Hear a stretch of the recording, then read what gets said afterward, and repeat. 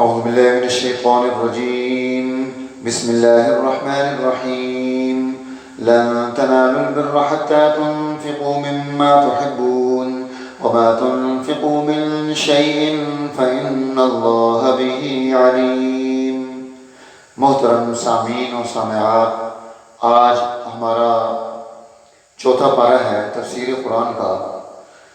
اللہ تعالیٰ نے اس پارے کی ابتدا میں یہ بات ارشاد فرمائی ہے کہ تمہیں خرچ کیا چیز کرنی ہے، مما تحبون، جو چیز تمہیں خود پسند ہو، لیکن وہ پسندیدہ چیز ساری کی ساری خرچ نہیں کرنی، اس میں سے خرچ کرنا ہے۔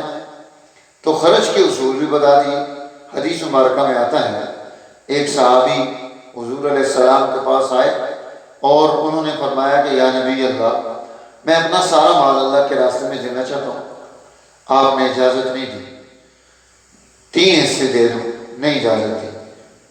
2 حصے، نہیں اجازت دی۔ 1 حصہ 1/4، آپ نے 1/4 پر اجازت دی، لیکن اس میں بھی یہ بات ارشاد فرمائی کہ اگر تم اپنے بچوں کو بھوکا چھوڑ کر جاؤ کہ وہ مانگ رہے ہیں، تو اس سے بہتر ہے کہ تم ان کے لیے کچھ کر کے جاؤ کہ وہ کسی کے سامنے ہاتھ نہ پھیلائیں۔ دین اسلام خرچ میں بھی اعتدال کا حکم دیتا ہے، لیکن بخیلی کو بھی پسند نہیں کرتا، اور ردی چیز دے دینا، اچھی چیز رکھ لینا، اسے بھی پسند نہیں کرتا۔ ہر چیز میں اعتدال ہونا چاہیے۔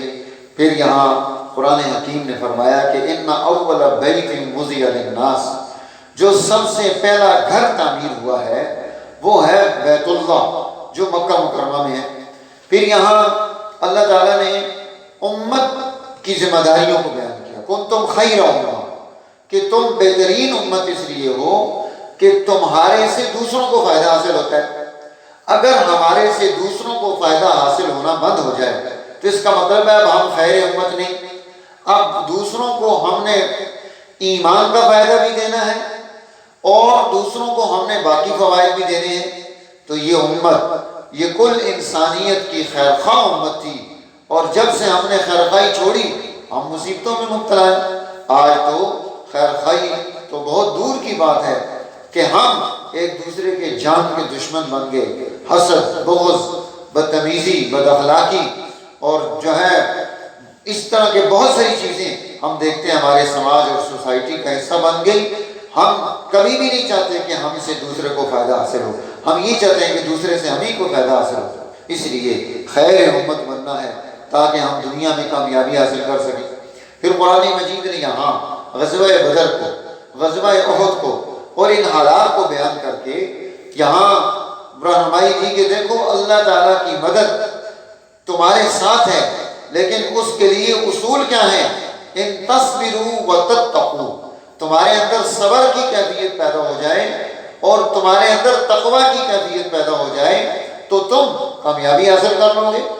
اور پھر اس میں جو انسان جب کوئی عملی کردار ادا کرتا ہے، کوئی جماعت آگے بڑھتی ہے، تو اس میں جو کمی بیشی ہوتی ہے اپنی سوسائٹی، جماعت اور خاندان اور لوگوں کو، چاہے ہم محلے میں رہتے ہیں، خاندان میں ہیں، جہاں بھی ہم جس طرح کی سوسائٹی کا حصہ ہیں، ان کو خامیوں کے ساتھ اپنا ہم نے لے کر چلنا ہے۔ یہ نہیں کہ اس کے اندر یہ خامی ہے اس کو چھوڑ دو، اس کے اندر یہ خامی ہے اس کو چھوڑ دو، یہ خامی ہے اس کو چھوڑ دو۔ کامل تو کوئی نہیں ہوتا۔ اس لیے حضور علیہ السلام اللہ کے حبیب، اللہ کے محبوب، کائناتوں کے امام، اللہ تعالیٰ ان کے لیے یہاں اس پارے میں جو چیز ارشاد فرما رہے ہیں وہ کیا ہے کہ بہت ساری کمیاں کوتاہیاں دیکھنے کے بعد، غزوہ احد میں تکلیفیں اٹھانے کے بعد اللہ تعالیٰ یہ بات ارشاد فرما رہے ہیں فَبِمَا رَحْمَةٍ مِّنَ اللَّهِ لِنْتَ لَهُمْ، اللہ کی خاص مہربانیوں میں سے ہے کہ اللہ نے آپ کو لِنْتَ لَهُمْ نرم بنا کر بھیجا ہے۔ وَلَوْ كُنْتَ فَظًّا غَلِيظَ الْقَلْبِ لَانفَضُّوا مِنْ حَوْلِكَ، اور اگر آپ جو ہے تند خو ہوتے اور غلیظ القلب، سخت دل والے ہوتے، لانفضوا من حولک، یہ جماعت آپ کے ارد گرد سے یہ ہٹ جاتی، یہ ختم ہو جاتی۔ اس لیے سوسائٹی کو ساتھ جب ہم لے کر ان اصولوں کی بنیاد پر کہ ہم ترش روح، بد اخلاق، بدتمیز، سخت گو اس طرح کی ہمارے اندر کیفیات نہیں ہونی چاہیے، اس کے مقابلے میں وہ کیفیات، وہ خصوصیات، وہ عادات جو اللہ کے حبیب صلی اللہ علیہ وسلم نے اختیار کی وہ ہمارے اندر ہوں گی تو انشاءاللہ ہم کامیابی حاصل کریں گے اور ہماری جماعت بڑھتی چلی جائے گی، سوسائٹی میں لوگ ہمارے قریب آتے چلے جائیں گے اور اس قرب کی وجہ سے ہم جو ہے آگے بڑھتے چلے جائیں گے۔ پھر قرآن حکیم نے یہاں اس سورہ مبارکہ میں اس کا جو آخری رکوع ہے، ان فی خلق السماوات والارض واختلاف اللیل والنہار، وقت کم ہے، آپ سے گزارش یہ ہے کہ آپ اس سورت کے آخری رکوع کو یاد کریں۔ جتنے ہمارے دوست ہیں جو ہمارے ساتھ متعلق ہیں وہ اس جو ہے اس رکوع کو آل عمران کے آخری رکوع کو یاد کریں۔ اس کا ترجمہ بھی دیکھیں، حدیث مبارکہ میں آتا ہے اللہ کے حبیب جب صبح اٹھتے تو اٹھ کر وضو کرنے سے پہلے وہ اس رکوع کو پڑھا کرتے تھے۔ اس میں اللہ کا تعارف ہے، ان فی خلق السماوات والارض واختلاف اللیل والنہار، آسمان و زمین کی پیدائش اور دن رات کا یہ آنا جانا، لآیات لأولی الالباب، اولی الالباب عقل مندوں کے لیے اس میں بڑی بڑی نشانیاں موجود ہیں۔ اور عقل مند کام کیا کرتے ہیں؟ یذکرون اللہ قیاما وقعودا وعلی جنوبہم، وہ کھڑے ہوں، بیٹھے ہوں یا لیٹے ہوں، وہ اللہ کو یاد کر رہے ہوتے ہیں۔ اور وَيَتَفَكَّرُونَ فِي خَلْقِ السَّمَاوَاتِ وَالْأَرْضِ، وہ اللہ کی کائنات پر غور و فکر کرتے ہیں کہ اللہ نے یہ سارا نظام ویسے ہی بیکار تو نہیں پیدا کیا، اس میں بہت کچھ ہوگا، ہم اس تک کیسے پہنچیں گے؟ اس کی طرف رہنمائی ہے کہ ہم اب اپنی یہ بنیاد کیسے پیدا کریں گے۔ تو یہاں پھر آگے اس میں دعائیں بھی ہیں، تو اس لیے اس رکوع کو ہم نے دیکھنا ہے، اس میں تفصیلات ہیں، انشاءاللہ کبھی اس رکوع پر مفصل بات کریں گے۔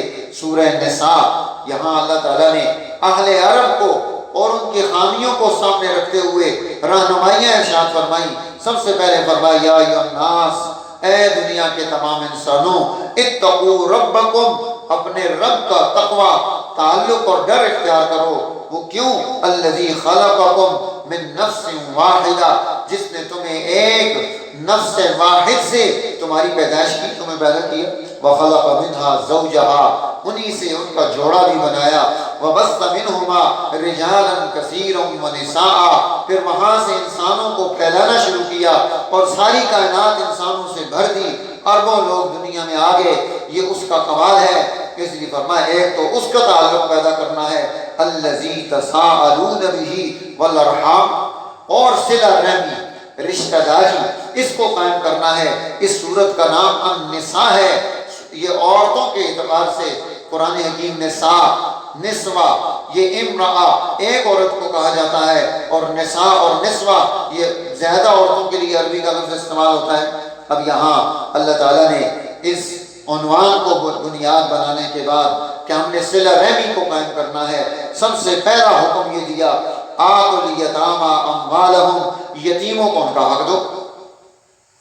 اور جو ہے سوسائٹی میں جب یتیم بن جائیں تو ان کی کفالت کا انتظام، اس کی ضرورتیں، اس کو کس اعتبار سے ہم نے آگے چلانا ہے، اس کی طرف رہنمائی ارشاد فرما دی کہ ان کا حق ادا کیا جائے، ان کی ضرورتیں پوری کی جائیں، ان کے مال کو ہڑپ نہ کیا جائے، اگر وہ نادان ہیں تو ان کے سپرد سارا کچھ نہ کر دیا جائے۔ خاندان اور کی بڑے لوگوں کی ذمہ داری بنتی ہے کہ انہیں سٹیبل کرنا، پاؤں پہ کھڑا کرنا، صلاحیتیں ان میں منتقل کرنا کہ وہ اپنے بڑوں کا نام روشن کر سکیں، یہ ساری چیزیں ضروری ہیں۔ پھر یہاں قرآن حکیم نے جو ہے یوصیکم اللہ فی اولادکم، اولاد کے بارے میں جو وصیت نامہ ہے کہ ہم ان کے لیے میراث کو کس طرح سے شرعی اصولوں کے مطابق تقسیم کریں گے، یہاں قرآن حکیم نے میراث کے اصولوں کو بیان فرما دیا کہ جب ہم مال کو تقسیم کریں گے، جب انسان دنیا سے چلا جاتا ہے، اب اس کی ساری چیزیں ترکہ بن جاتی ہیں، اس ترکے میں سے جانے والے کا قرض ادا کرنا ہے، اور جو اس نے وصیت کی ہے اس کے 1/3 مال میں اس وصیت پر عمل کیا جائے گا۔